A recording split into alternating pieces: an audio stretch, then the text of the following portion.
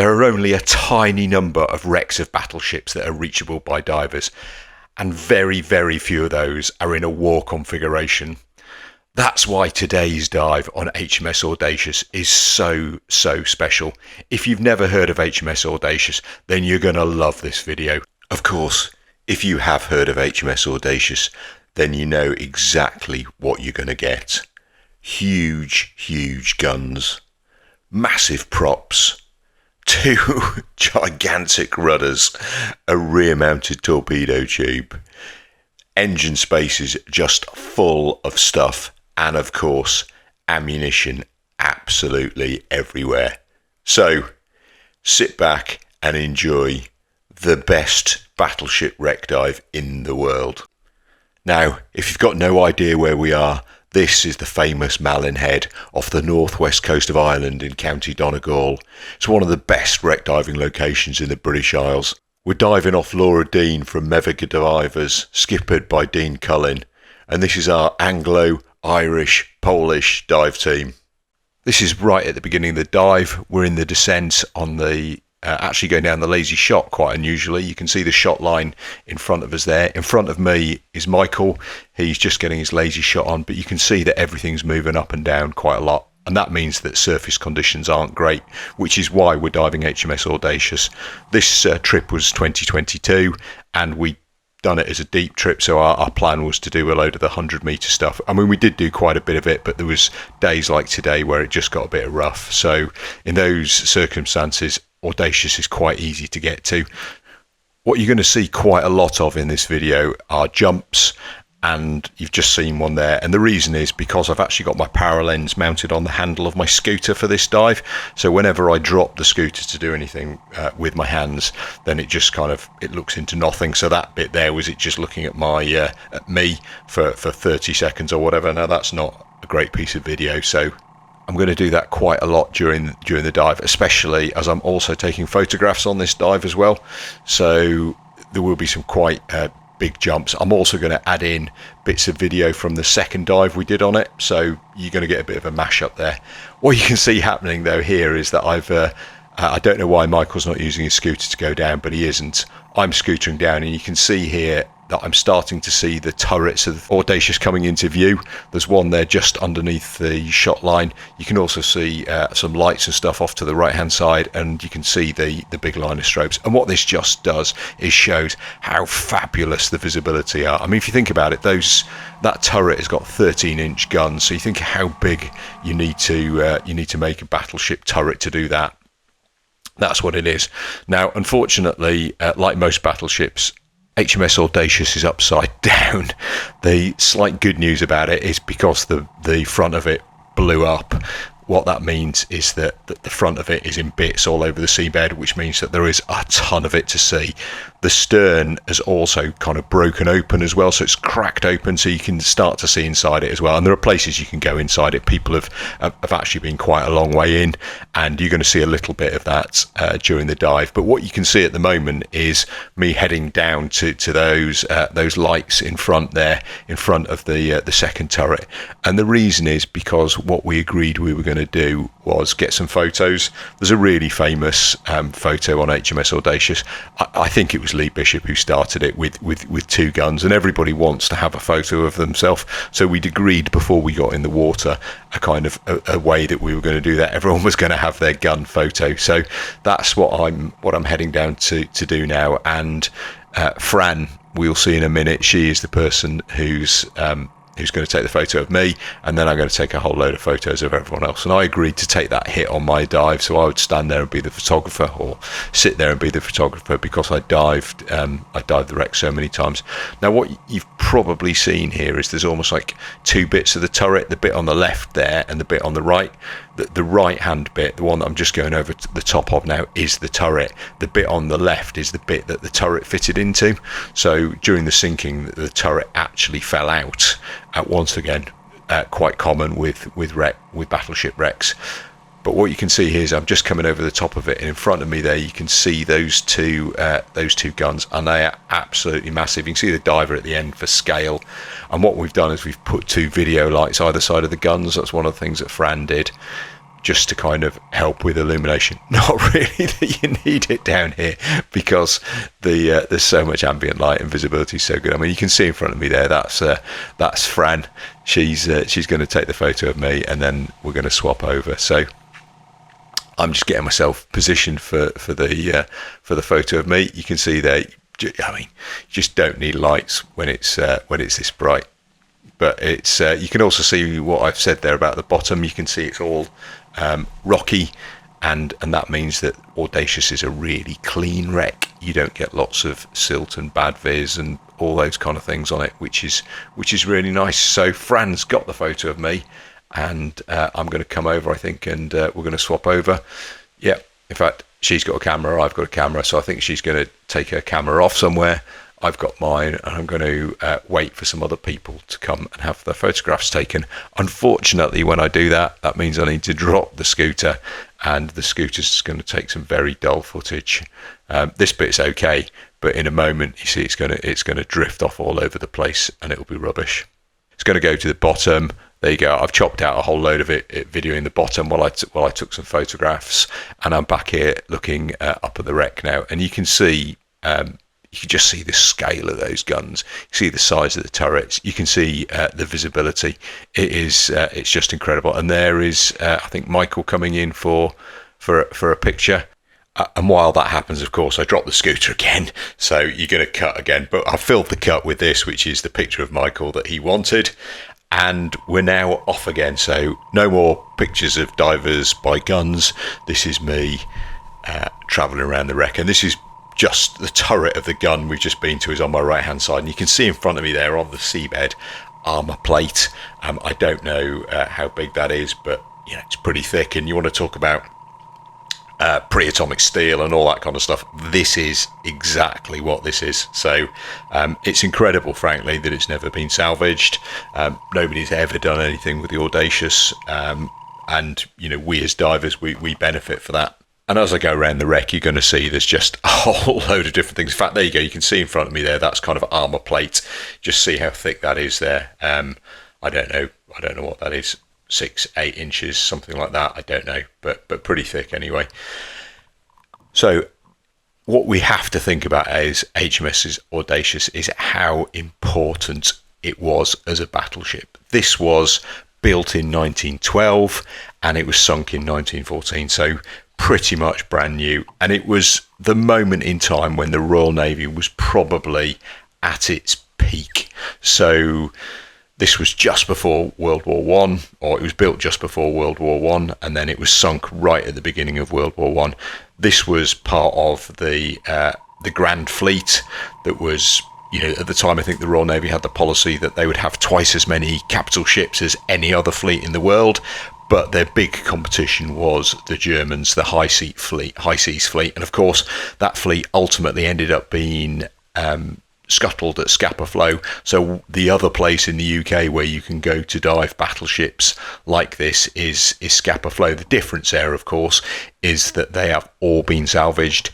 And they'd been interned for nearly a year before they were sunk. So it's a very different proposition to this.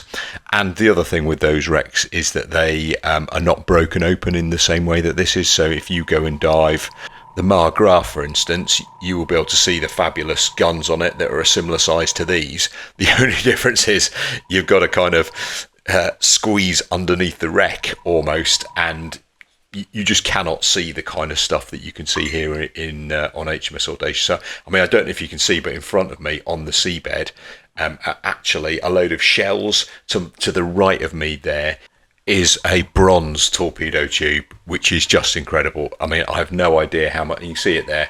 I've just shining my torch on it. I don't know how long that is. I don't know how much brass or bronze there is in that, but I can tell you something.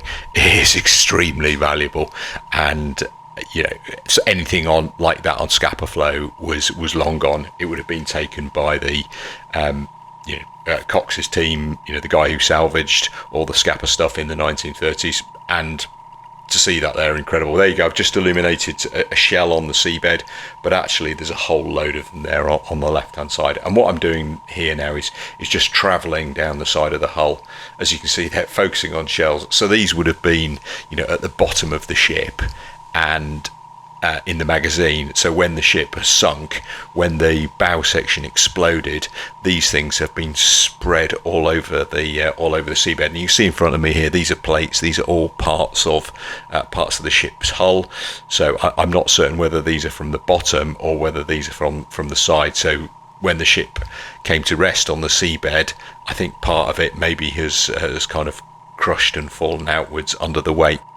It's a point that I make on lots of my videos, is that these wrecks are really old and they are decaying and falling apart. And actually, in the case of Audacious, that's maybe not such a bad thing, because what it does is allows you to see inside it and see the bits of it that you wouldn't be able to get.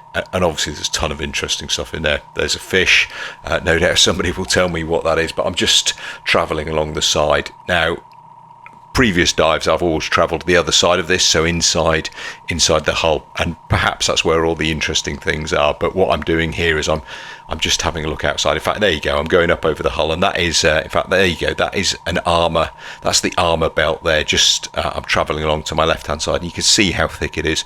Once again, hardened steel, the sort of stuff that would have been designed to stop a 13-inch shell if it had been fired at it by one of the German ships. And obviously that's exactly what happened at the Battle of Jutland. Not obviously Audacious, it was sunk by then, but plenty of other Royal Navy ships came under attack by the Germans, and shells would be hitting this sort of stuff. I mean, it's an incredible period of history where, you know, massive ships fired massive shells at each other, and you know, a true arms race at the time. So some divers down there, you know, this just shows, as if we needed any more of it, how good the viz is. I think that's Michael again, and probably his buddy there, James. But what we've got in front of us here are the props, and I think there is 4 props on Audacious. Now, we're talking about how wrecks degrade.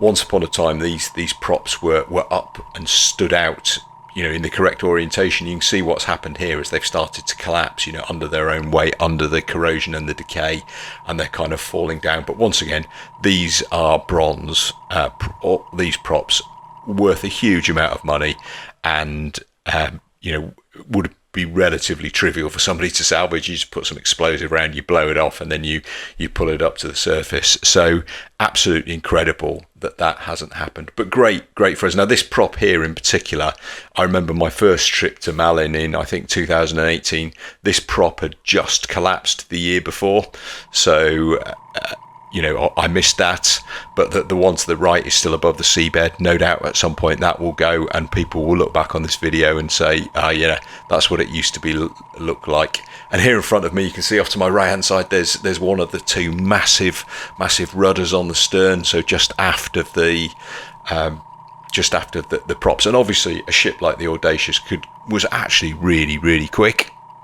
I mean, the stats for it are just incredible. It was 180 meters long, 27 meters wide. It had a draft of just under 9 meters, but despite that, it did 21 knots, which is just unbelievable when you think about it. And had 18 Yarrow boilers, we'll see those in a bit, and they generated 27,000 shaft horsepower, so incredible. Now, this that I'm looking at here is none of those. That is the rear torpedo tube. So incredible as well, you know, to think that it actually had a torpedo tube in the stern. The other thing we can see as I look up there is the rudders, and due to the visibility, you just don't get the sense of scale of how big they are, but they are absolutely massive. Going back to the torpedoes, it had 3 tubes and I think 14 torpedoes on board. They were 14.5-inch ones, slightly odd thing, I guess, for a battleship to carry, but anyway, it had them. We've already seen the torpedo tube on the port side, but there'd been an identical one on the starboard side, although I think that's buried by wreckage. And as you'd expect from a battleship, this was incredibly well armed. It had 10 of those 13.5-inch guns. It had 2 double turrets forward. It had 2 double turrets rear, and then it had a single double turret actually in the middle of the ship. It was something you don't see on World War II era battleships, but I think at this period in time they were still kind of experimenting with design. So yeah, it had one, you know, slightly unusually in the middle of the ship, and clearly it could fire either port or starboard, but I don't think it would have been able to fire forward or aft, because things like the bridge and the funnels and stuff would have been in the way.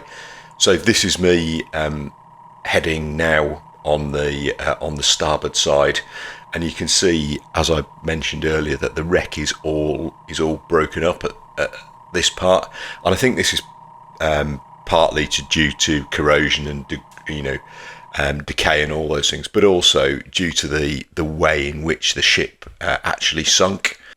So the sinking of HMS Audacious is really interesting because of when it happened and how it happened. In fact, there you go. That's one of the stern gun turrets you can see there with the prop shaft obviously going over the top of it. And there's Nick, who's my buddy.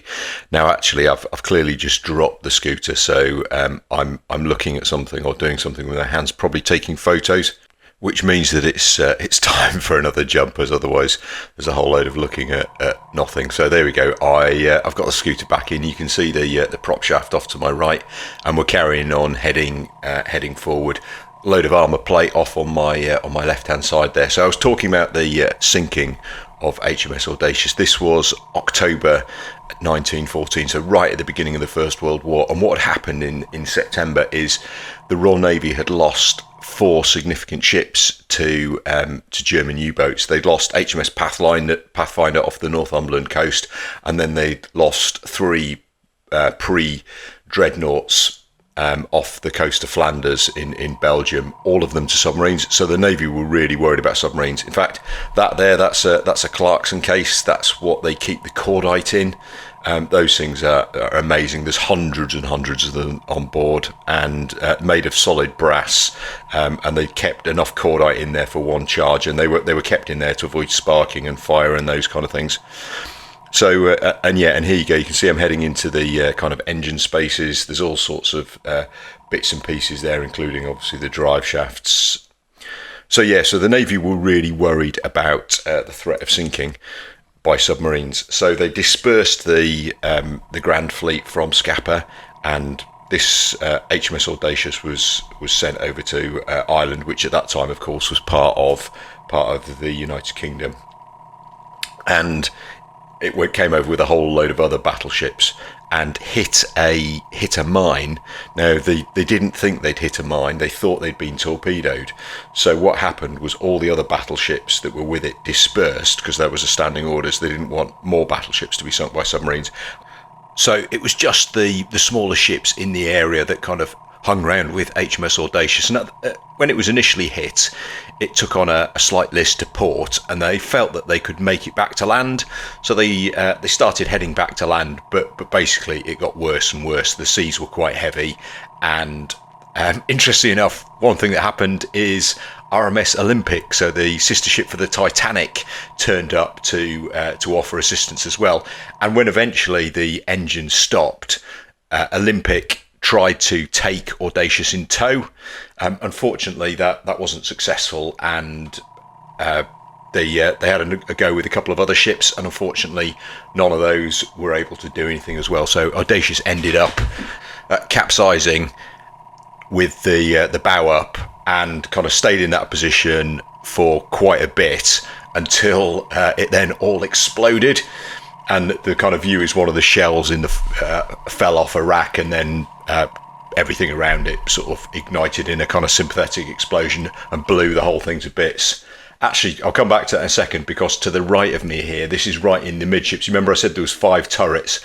The one to my right is the one that's right in the middle of the ship. You could see there the big casing of the turrets. The actual gun is somewhere, probably underneath there. But this all around here, you can see is engine area. There's all sorts of, in fact, in front of me is boilers. It's the engines at the other side of the turret. So you can see there, those are clearly Yarrow boilers, classic V-shaped boilers built that way because they produce more speed, and they didn't require as much space. So this is really busy area of the ship here, and there's all sorts of bits and pieces around here. I mean, you can as I say, I mean, I said earlier on, it was 20-odd thousand shaft horsepower. You can imagine how much steam and how much coal and all that kind of stuff you need to produce that. But and you can see, you know, all those pipes, all that kind of stuff is all up in this area. Now, I don't know what's happened here, but I must be taking photos again.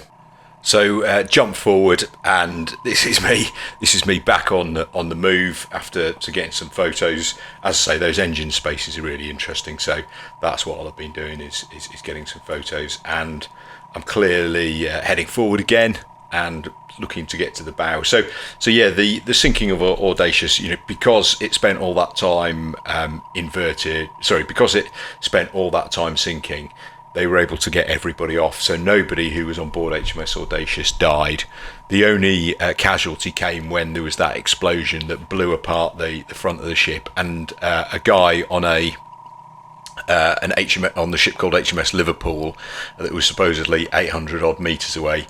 He died when a bit of plate or a fragment of shell or something landed on him and killed him that way. So very sad for him, but I guess good news for the rest of the crew, that everybody survived. However, the Royal Navy clearly were really upset, because this was one of their newest and most impressive ships, and all of a sudden it'd been taken out by a mine. So not in a big battle, not in an important engagement or anything like that.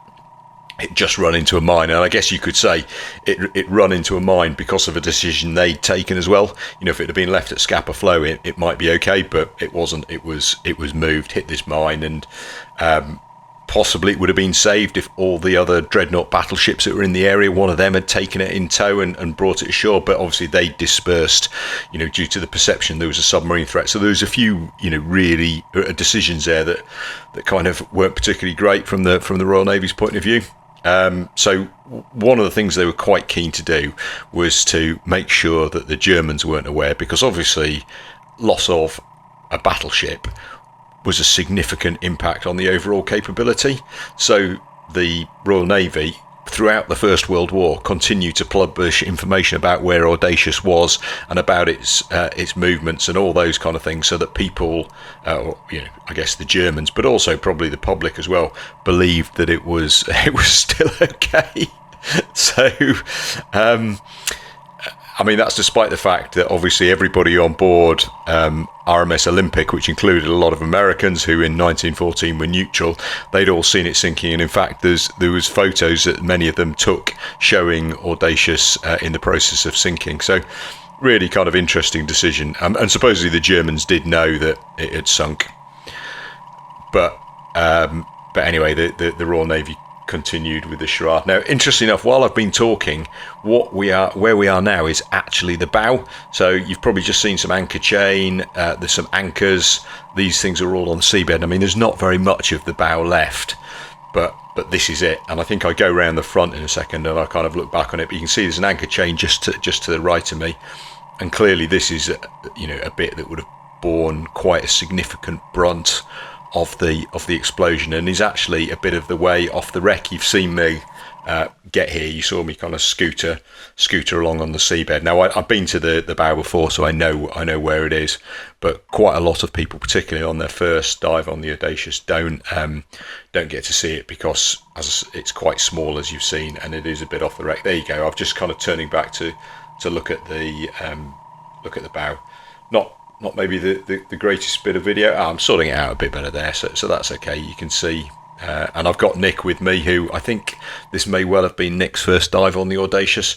So, and we were on the scooter, so I wanted to make sure that he saw everything. And you can see we've been to the stern, we've been to the guns, we've been to the bow. Probably the one area that we haven't spent as much time in as maybe we would like is the engine area, because that is a really interesting bit. And I think on the other bit of the video that I'm going to show, we do spend a bit more time in the engine area.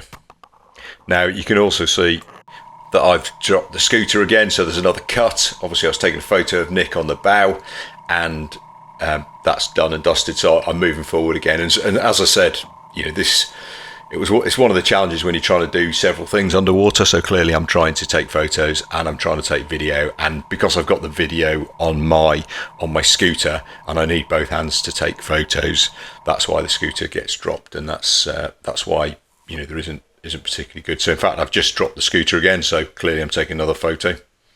And jump forward again. There you go. You can see the scooter's kind of dangling around. It's managed to capture a bit of nick quite nicely there, and I don't know what that is. Maybe another bit of the bow, but I've grabbed it again, and we're off. And one of the great things about this is there's no video lights down here. So what you're seeing is all ambient light. This is not only is the viz absolutely brilliant, but the light is getting all the way down, which is so special. Even when I'm using my torch like this, you can see it's not actually. It's so bright that my torch isn't lighting stuff up very much. So it's kind of incredible. And I don't know what it is about Audacious, but pretty much every time I've dived it, I've had conditions like this. It's just really, really nice, really special. But what we're doing now is we're heading back towards the shot, and obviously this is the other side of the bow, so we came out on the port side and we're heading back on the starboard. And there's things like this, I have no idea what that is, but it's got pipes to it, so maybe some sort of hydraulic pump or hydraulic winch or something like that. But just lying there on the seabed along with these massive chunks of wreck, massive chunks of plate. Now clearly the bow wasn't armoured. I think the armoured belt normally started sort of 10 or 20 feet further back. So I don't know whether this is the start of the armoured belt or whether this is just bits of plate from the hull. And then you can see off to the right hand side there, you can see one of those barbettes, one of those turrets starting to come into view, and just bits of plate. I think the thing with Audacious is it is such a big wreck, and it is so broken, and there is so much there. There's so much there. It just means that you can do lots and lots of dives on it, and every time you dive it, you see something new. And then also, if you want to, you can go inside it. I've done a little bit of that, not very much, but I do know people have gone a long way underneath the hull, and found once again all sorts of interesting bits and pieces. Looks down to the left there as though there's a 4-inch gun. I can't remember how many 4-inch guns it had, but quite a lot. So on the move again, and I'm heading basically back to where we started. So if you remember, the shot line was in those forward turrets, and you can see one of them's on the right hand side. It's not the turret, it's the barbette, the thing in which the turret sits. It looks as though there's another one of the small 4-inch guns down on the seabed on the left hand side there. But then we're going to get to those big guns, I feel, fairly soon. I'm surprised I can't see the strobes. I think that's probably what I'm looking around for, but they're certainly near here somewhere. And you can see, once again, the scale. In fact, there's the two 13.5-inch guns, the ones we did the photographs on. They're just in front of us there on the left-hand side, and you can see there is just bits and pieces of stuff all over the seabed. And if you want an indication of visibility, I mean, look how good that is, and that's why. People come back to Malin over and over and over again, just because there's kind of nowhere else really in the world where you can do stuff like this. Certainly in the British Isles, to consistently get these kind of conditions is really, really unusual. Here you go. I think I'm having a look inside the turret now, and this is a real pity, because if I had my Paralenz, you'd see what I was actually looking at, because my Paralenz is attached to, if I had my Paralenz attached to my helmet, you'd see what I was looking at, but I don't. I've got the Paralenz attached to the scooter, but I know that in this turret here are all sorts of interesting gauges, and obviously you can see the breeches of the guns and all that kind of stuff. So loads of good stuff in there. And you probably also saw the armor belt there for a moment as well. And there's the the other turret, absolutely incredible. There's Nick, recognisable by his yellow box and his yellow fins, which make it really easy to spot him, and also very hard to lose. In fact, there you go. There's a turret with a gun in it. I'll say 4-inch. Now those are pretty big guns. The fact it looks quite small in this video just is an indication, I think, of the fact that it's a bit it's quite far away, and visibility is absolutely fabulous. So there were 16 of those on this on the ship. So added to the 10 13.5-inch guns. You got 16 of those 4-inch ones, and then you got the 3 torpedo tubes, 2 of which we've seen on this dive. So incredibly well armed ship, as you would expect. Obviously no anti-aircraft guns, so if you look at a World War II battleship, it's absolutely festooned with anti-aircraft guns. So if you've seen my video about diving the Eskdale, for instance, anti-aircraft guns are all over it. But in this day, in this period of the war, nobody was interested in, or nobody even thought that an aeroplane could pose a serious threat to a battleship. I think that's what Prince of Wales and Repulse, that was a lesson everyone took away from that, and maybe Taranto. But there you go. I think Nick is indicating that our time is up. You've probably just seen the shot line is off to the right. That's that white line. And therefore we are about to, I think, say goodbye to HMS Audacious on this dive. But as I promised, what I'm going to do is sort of, as we head up the shot line here, I'm going to stop and we're going to go back and we're going to have a look at some stuff from the second dive that I did on it.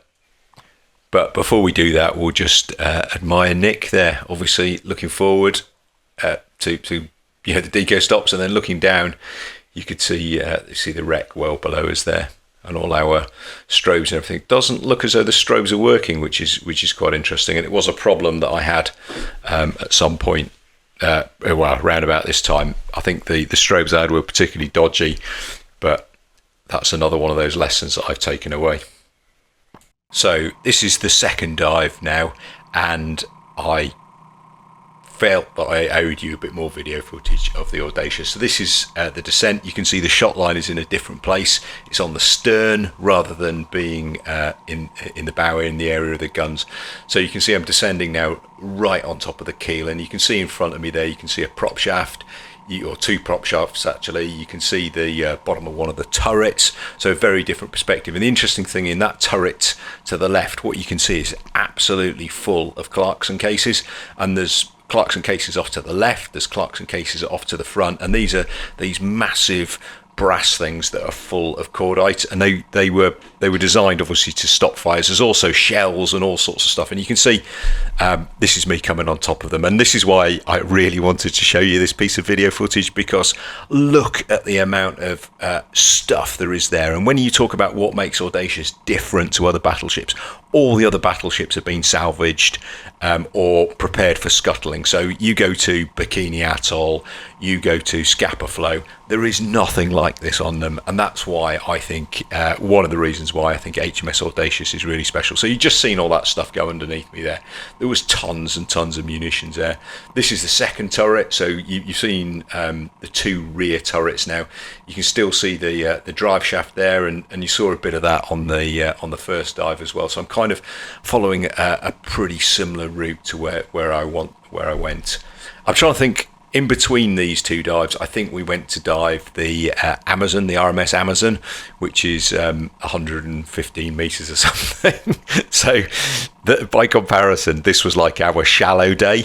We'd done a deep dive, and we're going to come and do a shallow dive on the Amazon, which is on the Audacious, which is crazy, because I think our first deco stops on the Amazon were actually deeper were deeper than the deepest bit that we reached on Audacious. So that's absolutely crazy when you think about it. But hey, that's the reality of that kind of diving. So Nick, you can see again off to my left hand side, you can see it's actually a bit darker on this dive than it was on the first one, so our torches are standing out a bit better. But off to the right hand side here is all the engine area, and that's, I think, what I'm keen to show you. You can see here that there's been another jump, so there was a load more photography on this, but here I am now in the engine area. You can see there's Nick to my right hand side. There's the end of sort of tubes on a Yarrow boiler, and this is right in the middle of the boiler area, and there's just so much gear down here. This is the highest bit of the wreck because, of course, all that stuff is really substantial and doesn't collapse down easily or anything. So That's why it's shallow, and you can see there 55 metres. I think the seabed on the Audacious is about 62 or 63, so it does stand up quite proud. I mean, you can see there's some really big bits there up in front of me. I mean, the other thing that's really interesting about Audacious is relatively little in the way of fishing gear on here, so not much netting. I can't see any signs of pots or anything like that. So I've no idea why that is, because obviously, we've seen quite a few fish, quite a few decent sized fish, so maybe the local fishermen don't come here, or I don't know, but it's obviously really nice not to have that kind of stuff. If this was in the English Channel, then there'd be nets and pots and stuff all over it. But I mean, you can see here there is just a ton of bits of machinery and pipe and pressure vessels and boilers and all the things that were necessary to kind of make the Audacious go at the speed it did. And clearly an awful lot of people spent an awful lot of time in this part of the ship making it all work. I think what I'm doing here is I'm just going down to have a look, and that's clearly part of a Yarrow boiler above me there. I'm just having a look inside, and you can see there's wheels and there'll be gauges and all sorts of stuff. So I'm doing that. Unfortunately, I'm clearly I'm touching something with my hand, I think. Oh no, maybe not. I am shining the scooter around so that the video can capture everything else. So there you go. You can see there's part of the Yarrow boiler and Nick on top of it. So he's obviously been a good buddy and sticking close to me. And I mentioned on the Justicia video, but Nick is PADI course director. He is a Mod 3 PADI CCR instructor. If anybody wants to learn to dive a rebreather, or learn to dive an AP anyway, I would strongly recommend him. He's based in the middle of the I guess for me it's the middle of the country. He does lots of training in Gildenberg, so if you know where that is, you know where it is. But also I think he takes people out to the Red Sea to do training as well, which sounds to me like a very civilized thing to do. I've got to put his details in the description if you want to get in touch with him. Other things I guess I'd probably highlight is, as always with my videos, it's really nice if you can give me a like or leave a comment, please. That's absolutely fantastic.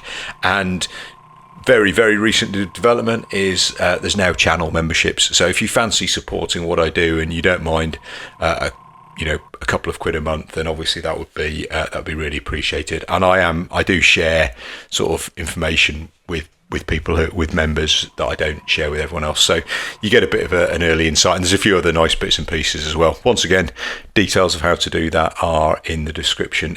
But in front of me here you can see, look at all these pipes and brass and whatever this is. I mean, it's a complete mess now, but you could see at some point this would have been I'm sure absolutely pivotal to the operation of whichever space it is. And you can see there's loads of brass things down there. There's I have no idea what those things are, but there's lots of stuff, and this is why I wanted to include this bit of video so you guys can just see the kind of stuff that there is down here. And when we talk about a wreck that was completely ready, has never been salvaged, if this was the English Channel, very, very few of these things would be left. But it's clearly it is all still here, and that's one of the reasons I think why Malin is such a good location to go to. In fact, it's so good that it's one of the things I've been thinking of doing is maybe trying to book a boat and organising a trip and seeing if anybody else would come with me. If that's something that takes your fancy, then please stick something in the comments. That would be great. But what I'm doing here, as you can see now, I'm heading to the forward area of the wreck. So this is heading towards the bow again. You can see it's a big lump of the armour belt off the left-hand side. Now there's going to be another jump again. And I think on this dive what actually happened is my Paralenz turned itself off. Once again, this is something that I had happen quite a lot in these early days. This was the Paralenz dive camera. So before I got my Vaquitas, it would just randomly shut off. Anyway, so this is back near the stern. This is on the port side, and you can see there me and Nick, we just come over and we're going to go inside and have a bit of a mooch around for a little bit. So I thought you'd quite like to see this as well, because I did mention the fact that it is possible to penetrate the Audacious. Now, we don't do very much, but it does, I think, probably give you an indication of what is possible. Oh yeah, I'll tell you what there is a big ling down there. So once again, useful for scale. That ling is probably 2.5, 3 feet long, and it looks tiny, doesn't it? And once again, look, I mean, as I've said loads of times in this video, but it does bear repeating, is that there is just stuff everywhere in Audacious. I mean, all military ships are absolutely chocker with stuff, and the bigger the ship, and Audacious is about as big as they get, the more stuff there is. So I'd love to know what all these things are, but unfortunately, I have no idea. Maybe there's somebody out there who is a World War One era battleship expert who can identify stuff. To the best of my knowledge, the only one of these that's still afloat is the USS Texas. Although I think there's a pre-dreadnought in Japan as well, but obviously incredibly rare to have ships of this age still around.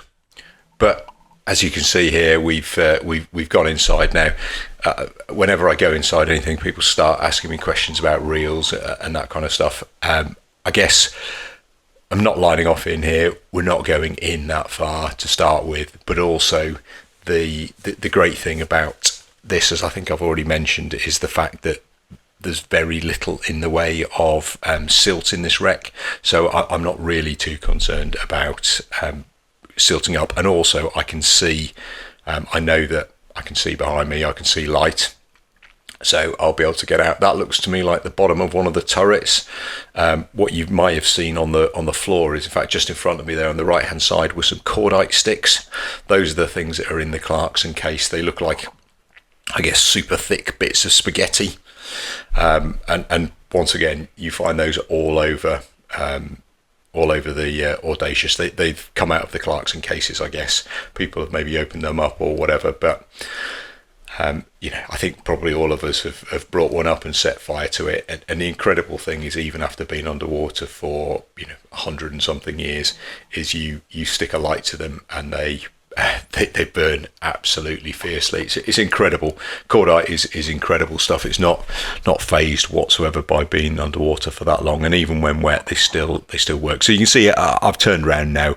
I think probably because we couldn't get any further, but I'm sure you can imagine that there's lots of places like this in Audacious where you can get in and go and have a mooch around. The people who dive this far more than I am, they know where the best places are, and they know how far you can get in. But I don't, unfortunately. But just to give you a bit of a feel, and you can see above me there, that looks like a prop shaft above us. One of the ones that we've seen several times. This though is, rather than the ones that we saw, were all on the starboard side mainly, and I think this one is on the port side. So.